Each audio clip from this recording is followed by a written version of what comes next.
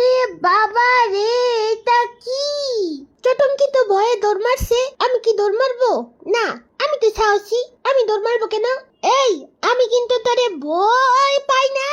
তাও বাবা দূরে থাকি, বলা যায় না, গুতা মুতা মেরে দিলে। আরে কুলফি, তুই ওর থেকে দূরে থাক। ও যদি একবার আমাদের গুতা মারে, আমাদের মুতা হয়ে যাবে। আমি ওরে ভয় পাই না। না না না, পাই পাই পাই। আরে সবুজ পাতা খাওয়া যায় না কেন?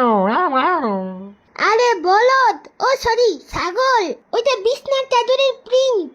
ও আমার সুন্দরী ভাবি, তুমি ওর সামনে যাইও না।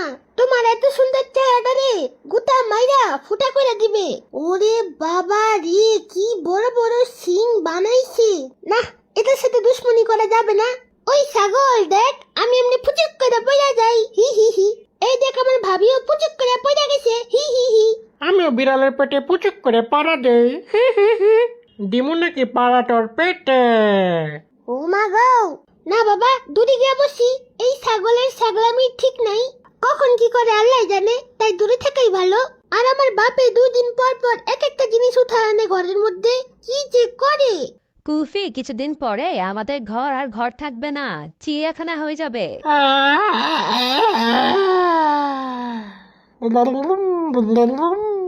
আরে কি করতেছে ও? ও কি হাম্মি দিতেছে নাকি কাশি দিতেছে নাকি আমারে ভেঙ্গাইতেছে, কিচ্ছু তো বুঝতেছি না। চুপ থাক, আমার জাবর কাটতে দে। কি? থাপড় মারতে দে? কিন্তু কারে? তুই কারে থাপড় মারতে চাস আমারে বল। এরে বয়রা বেটা, চুপ থাক তো। তোরে বুঝানোর সাধ্য আমার নাই। আমার থেকে বেশি ছাগল তো তুই। তোরে যাবো জানা কেন কোরবানি দে? ছাগলে কিনা কয়, পাগলে কিনা খায়।